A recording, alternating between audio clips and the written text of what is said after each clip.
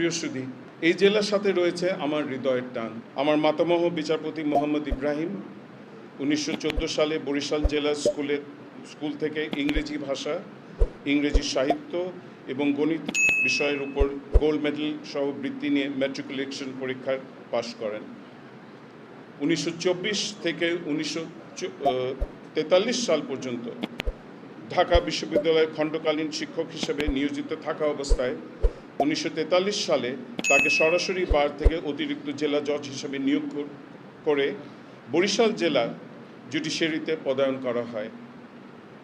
পরবর্তীতে যশোরে বদলি হলেও 1947 সালে দেশভাগের পরদিন 16ই অগস্ট তিনি পুনরায় জেলা ও দায়রা জজ বরিশাল হিসেবে নিয়োগ পান। 1949 সালে তৎকালীন ঢাকা হাইকোর্টে যে নতুন 3 জন বিচারপতি নিয়োগ দেওয়া হয়